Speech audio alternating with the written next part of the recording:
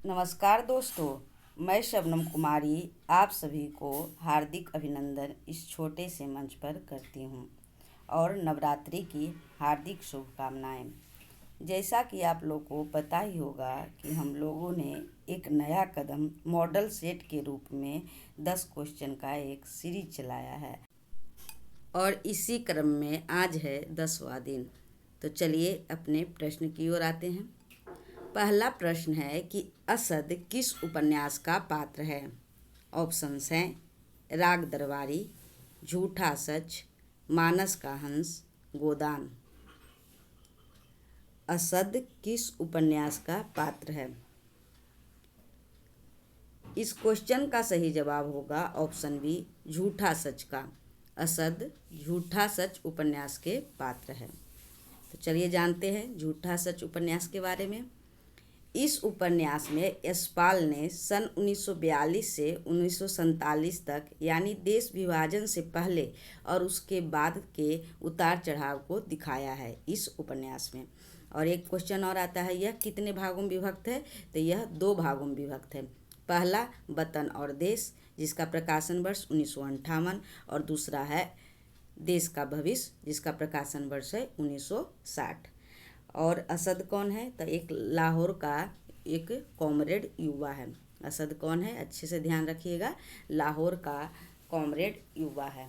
इसमें अगर प्रमुख पात्र के रूप में देखेंगे तो पहले तो आ जाएगी तारा। वह एक साधारण सी लड़की जो प्रगतिशील सोच रखती है। इस जो विभाजन की त्रासदी होता है इस उपन्यास में सबसे ज़्यादा दुख जो है अकेले तारा ही झेलती है। दूसरा है जयदेवपुरी, मध्य वर्ग का एक सामान्य सा पात्र है जो विभाजन के कारण उसका जो परिवार है वह बिछड़ जाता है और आगे चलकर पहले तो वह संपादक बनता है, फिर विधायक, फिर अन्य कमेटियों का मेंबर बनता है। कौन, जयदेवपुरी। और एक है कनक, जो पहले तो जयदेव से प्रेम करती है, फिर विवाह करती है, उसके बाद तलाक भी ले लेती है। अन्य पात्रों की अगर बात करें तो उसमें आ जाएगी शीला, डॉक्टर प्राणनाथ, सोमराज, रतन आदि अन्य पात्र के रूप में है। किनका उपन्यास है ये उपन्यास है यशपाल जी का। तो उनके अन्य उपन्यासों के बारे में जानते हैं। तो पहला हो गया दादा कॉमरेड 1941 ईस्वी, पार्टी कॉमरेड 1946 ईस्वी, देशद्रोही 1943 ईस्वी, दिव्या 1947 ईस्वी। यह यूपीएससी में भी लगा हुआ है। नेक्स्ट क्वेश्चन है, रजिया के पति का क्या नाम है। ऑप्शंस है आमिद, हसन, असद या फिर हामिद। क्या होगा इसका सही जवाब। इस क्वेश्चन का सही जवाब होगा ऑप्शन बी, हसन। रजिया के पति का नाम है हसन और इसमें एक पात्र रहती है बुधिया, उसके पति का क्या नाम है, जगदीश। तो यह जो माटी की मूर्तें में ये सारे रचना लगा हुआ है, इसमें कुल कितने रेखा चित्र हैं। इसमें कुल 12 रेखा चित्र है। रचनाकार कौन है, तो राम वृक्ष बेनीपुरी। पहली बार प्रकाशन जब हुआ था इसका 1946 में, उस समय 11 गो रेखा चित्र था। कितने, 11 रेखा चित्र था। लेकिन जब 1953 में प्रकाशित हुआ तो उसमें रजिया नामक जो पात्र है वह जोड़ा गया। माटी की मूर्तें रेखा चित्र में कौन सा पात्र नहीं है। माटी की मूर्तें रेखा चित्र में कौन सा पात्र नहीं है। ऑप्शंस हैं बुधिया, रजिया, मंगर, श्यामा। क्या होगा इसका सही जवाब। इस क्वेश्चन का सही जवाब होगा ऑप्शन डी, श्यामा। श्यामा जो पात्र है वह माटी की मूर्ति में नहीं है। तो कौन कौन है, चलिए एक नज़र में देख लेते हैं। पहला तो रजिया है। रजिया कौन थी, लेखक की बचपन की दोस्त, इसी क्रम में याद भी होना चाहिए। दूसरा बलदेव सिंह जो पहलवान थे। तीसरा सरजू भैया जो लेखक के मुंह बोले भैया थे। चौथा मंगर, उनके खेत जोतने वाला हलवाहा था और उसकी पत्नी का नाम क्या था, भकोलिया।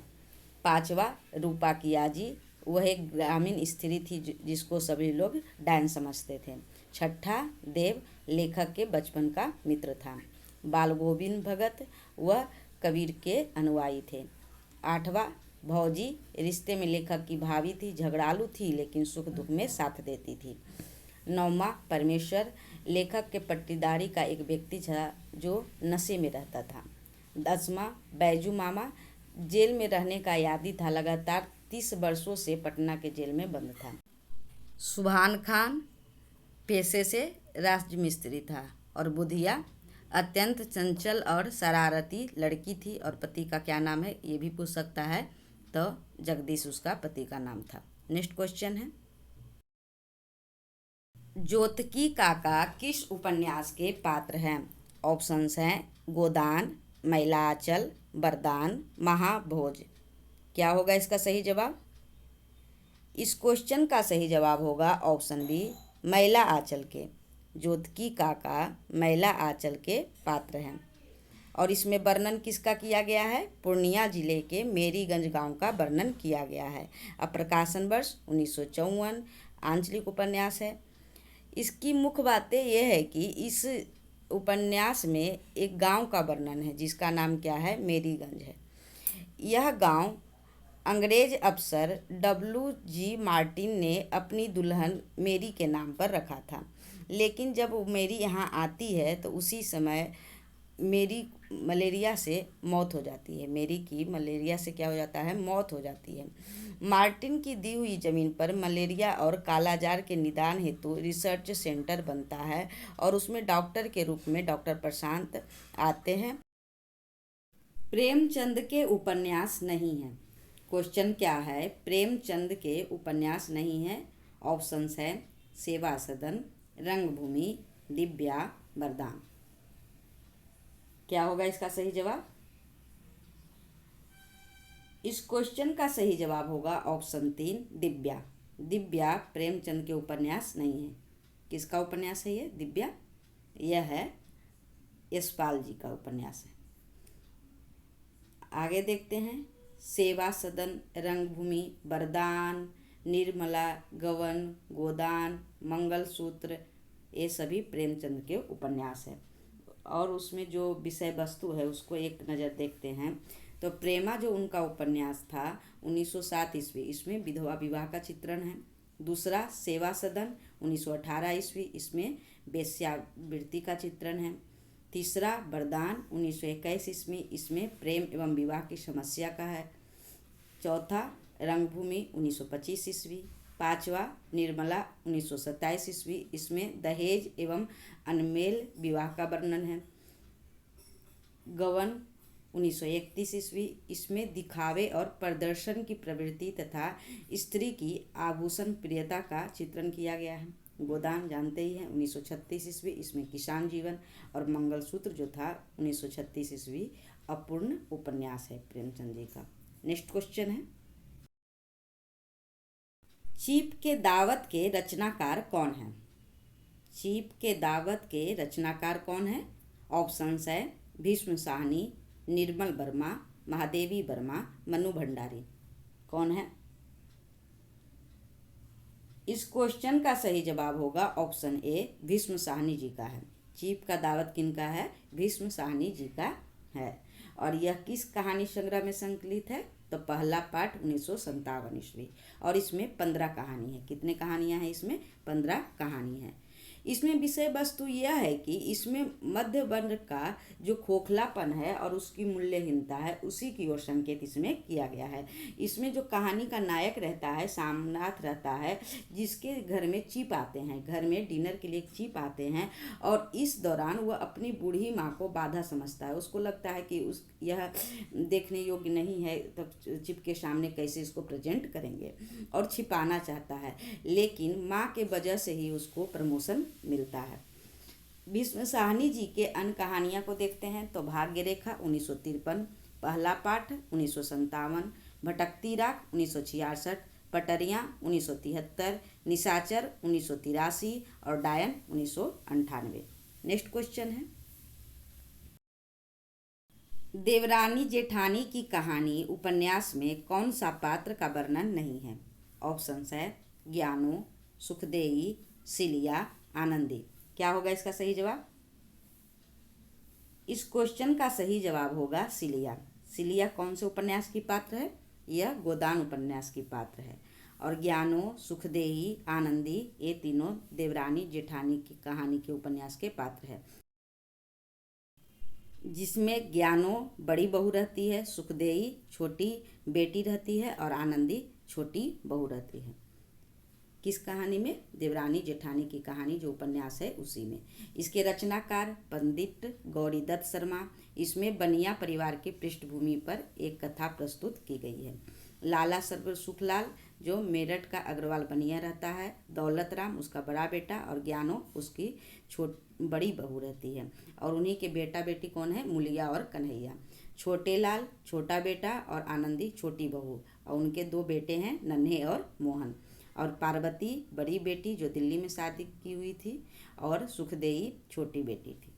नेक्स्ट क्वेश्चन है, मैं गीत बेचता हूँ कविता के कवि कौन हैं?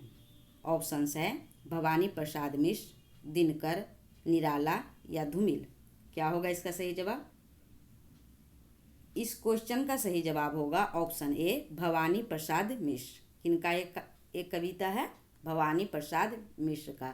और यह कविता किस काव्य संग्रह में संकलित है? गीत फरोश 1956 ईस्वी में। इसमें हमारे जो सिलेबस है उसमें दो कविता लगा हुआ है। भवानी प्रसाद मिश्र के दो कविता कौन है? पहला तो मैं गीत बेचता हूँ और दूसरा सतपुड़ा के जंगल 1956 ईस्वी। इसमें कवि बार बार गीत बेचता हूँ का दोहराव करता है। कारण यह है कि कविता बेचना उसकी लाचारी है। कवि प्रारंभ से ही गीत नहीं बेचना चाहता है, लेकिन लोगों को ईमान बिकता देखकर वो अपनी शर्म छोड़ देता है और तरह तरह के गीत बना कर बेचने लगता है, या यह कह लीजिए कि वह अपनी आजीविका चलाने के लिए गीत बेचता है। ब्रह्म राक्षस कविता के कवि कौन हैं? ऑप्शंस हैं भवानी प्रसाद मिश्र, दिनकर, निराला, मुक्तिबोध।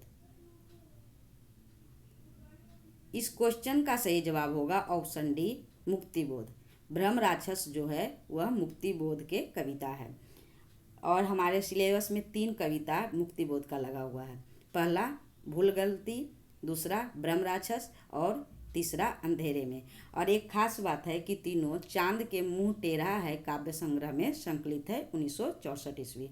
एक चीज़ याद कर लीजिएगा, तीनों जो कविता है भूल गलती, ब्रह्म राक्षस, अंधेरे में, चांद का मुंह टेढ़ा है 1964 काव्य संग्रह जो है उसी में संकलित है। इस कविता की मुख्य बातें यह है कि इसमें एक प्रगतिशील मध्यवर्गीय बुद्धिजीवी युवक है जो ब्रह्म राक्षस का प्रतीक है। यह ब्रह्म राक्षस ज्ञानवान तो है, लेकिन यह अपने ज्ञान का उपयोग समाज के हित में नहीं कर सका है, क्योंकि वह अपने स्वयं में ही उलझा हुआ है। उसी का प्रतीक है ब्रह्म राक्षस। इस तरह अंतिम तक देखने के लिए शुक्रिया। ऐसे ही अपना प्यार बनाए रखें। Thanks for watching.